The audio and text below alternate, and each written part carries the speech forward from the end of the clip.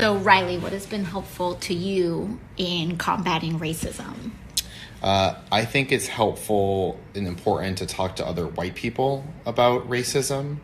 And I think a lot of people, they don't want to be racist. They don't think that they're racist, but they also don't know some of the things that they believe or say are and can be racist. And I think one of the effective ways is just to talk and kind of help teach them about why some of the things they believe or say or think are wrong. Mm-hmm. Not necessarily racist, but that they're wrong. And that'll sort of chip away and,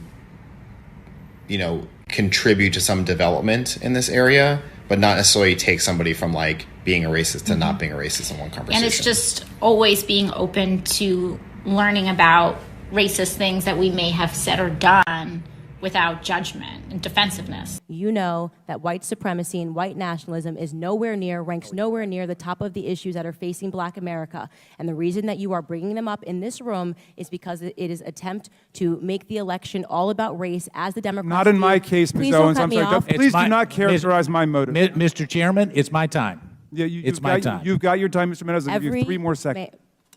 Every 4 years, you bring up race, and you knew exactly what I meant when I said hilarious, and you just tried to do live what the media does all the time to Republicans, to our president, and to conservatives, which is you tried to manipulate what I said to fit your narrative, okay? I was not referring to the subject matter that is hilarious. I said it's hilarious that we are sitting in this room today, and I've got 2 doctors and a missus, and nobody can give us real numbers that we can respond to so we can assess how big of a threat this is. Because you know that it is not as big of a threat as you are trying to make it out to be so that you can manipulate. And the audacity of you to bring up the Christ Church shooting manifesto and make it seem as if I laughed at people that were slaughtered by a homicidal maniac is, in my opinion, absolutely despicable. And I think that we should be above that.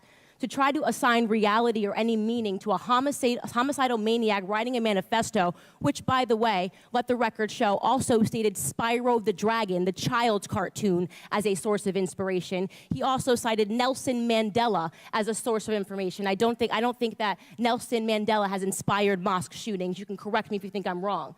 You would rather assign meaning to a homicidal maniac than to actually address the things that I said today that are actually harming Black America. Number 1, father absence. Number 2, the education system and the illiteracy rate. Illegal immigration ranks high, abortion ranks high, white supremacy and white nationalism, if I had to make a list again of 100 things, would not be on it. This hearing, in my opinion, is a farce, and it is ironic that you're sitting here and you're having 3 Caucasian people testify and tell you what their expertise are. Do I know what my expertise are?